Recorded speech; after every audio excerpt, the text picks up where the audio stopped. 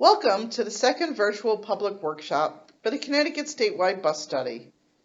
This presentation will provide an overview of the study, summarize stakeholder and public outreach efforts, and discuss the analyses conducted and their findings, and provide a summary of the study's recommendations. Overview, existing conditions, and outreach. The next few slides will present information about the study, existing conditions for the transportation system in the state, and outreach efforts. Study overview. The last comprehensive look at the state's bus system was in 2000. Since then, changes have occurred. The state's population grew, and its travel needs and patterns have changed. For example, new transit systems have come online, such as CT Fast Track, or will be open soon, such as the CT Rail Hartford line. This study looked at current and future travel needs, bus system performance, and ways to improve the state's bus system. In 2015, the governor announced Let's Go CT, a vision and call to action for the future of the state's transportation system, which recognizes bus service as the foundation of Connecticut's transit system and calls for complete evaluation of the state's bus system. Study goals. The study goals build on existing bus service by improving connections to employment, providing more bus service and capacity where needed, modernizing the bus system with intelligent travel system technologies, and promoting better connections between buses and other services and destinations outside of the state. Existing conditions. The state is served by fixed route bus, intercity bus, commuter rail, intercity rail, and paratransit services. In 2014, the statewide bus system had more than 42 million passenger trips. This number is expected to grow. Bus systems range from small transit properties serving rural areas to large properties in urban areas. Connections to trains are provided at almost all New Haven Line and Branch stations, as well as some Amtrak and Shoreline East stations. There are 82 park and rides providing connections to bus service. Intercity bus is available to key destinations within and outside of Connecticut. Stakeholder outreach efforts. During the study, interviews were held with the state's mobility ombudsman and 13 colleges and 4 universities to understand the travel needs and desires of the people they serve. The feedback we heard included the following: a need to expand bus spans of service to allow students and employers to use transit earlier and later in the day, a need to expand service coverage to a variety of origins and destinations, such as between home and work locations and between jobs and classes. There is a desire to improve connectivity of campuses to neighboring towns and cities, rail stations, satellite campuses, and between urban and rural areas. Direct access to colleges, universities, and suburban and rural employment destinations is needed. We were told that riders have long travel times because they have to transfer between bus routes to complete trips. Often, bus schedules are uncoordinated, which affects their ability to enroll in classes or accept employment opportunities. Throughout the study, we have also held regular combined meetings with the regional planning organizations and transit agencies to provide updates on study progress and milestones and to get feedback. Public outreach efforts. The first virtual public workshop was held in the summer of 2016 for this study. More than 360 people participated in the workshop and survey. It allowed the public to provide feedback about transit use, intermodal connections, and transit needs. The survey responses provided insights into travel behavior, choices, and needs. Some highlights from the survey are: nearly 3/4 of respondents use transit for travel in the state.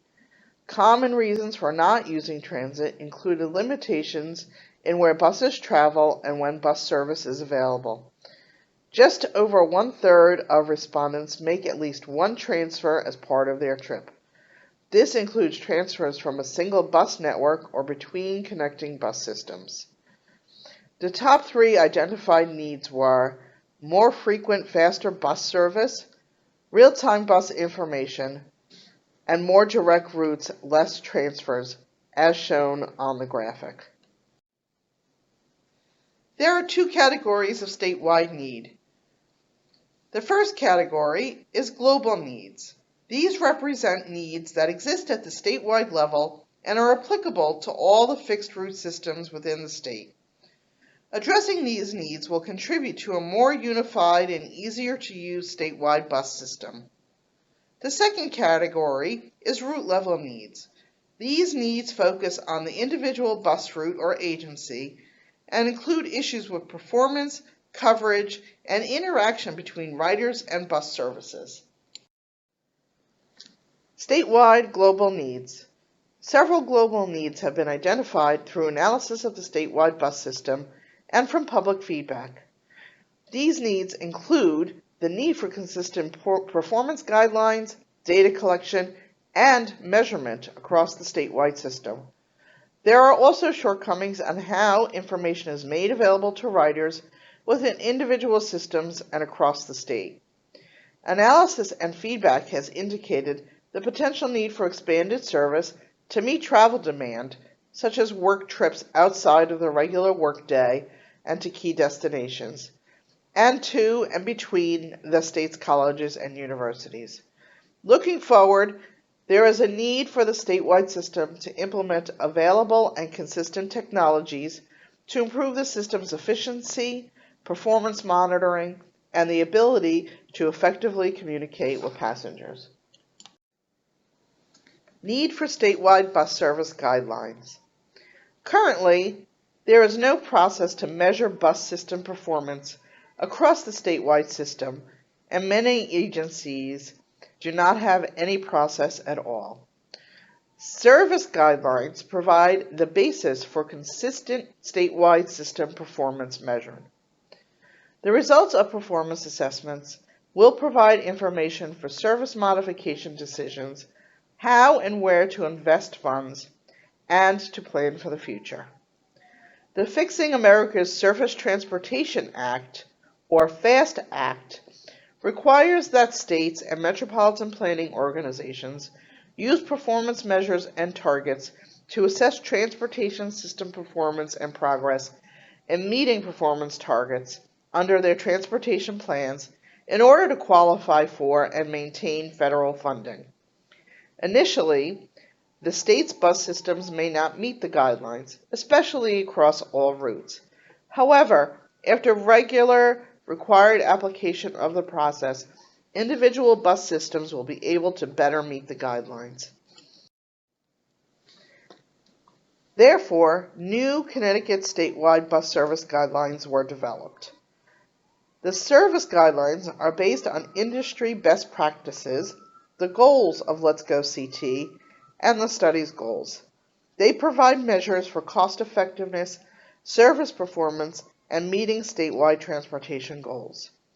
These guidelines are the foundation of the 2016 statewide bus study, system and route analyses. They will be used to evaluate performance of the state bus system on a regular basis going forward. To be successful, consistent data from all transit operators is required to implement the guidelines.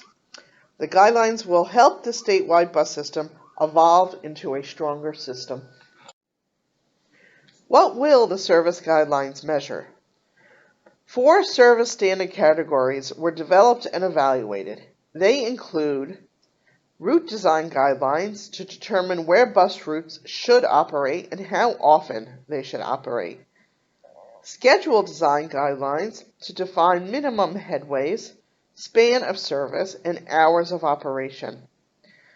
Route productivity guidelines to gauge the overall cost to operate the route or system compared to other measures, such as the number of passenger trips and distance traveled. Service delivery guidelines to assess the routes including travel time and on-time performance. Using these guidelines, specific strengths and weaknesses of the routes were identified and used to develop recommendations.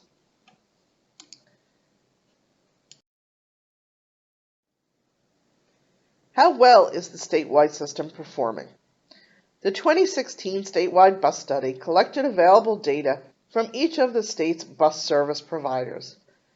The service guidelines were used to evaluate the performance of each system as compared with their similarly sized in-state peer systems. A two-stage evaluation process was used to apply the guidelines and measure performance.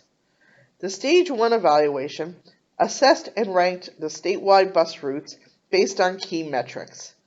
The Stage 2 evaluation examined the highest and lowest performing routes from Stage 1 at a finer level of detail for route and scheduling characteristics. The results were used to identify specific strengths and weaknesses for the selected routes and were used to develop recommendations. Stage 1 evaluation results. Using available data, the Stage 1 evaluation was performed. The study analyzed areas in the state where people are likely to use transit and to determine if those areas are being served today. Some small pockets of underserved areas near existing bus routes were identified. These areas should be examined for extending bus service or alternate transportation options.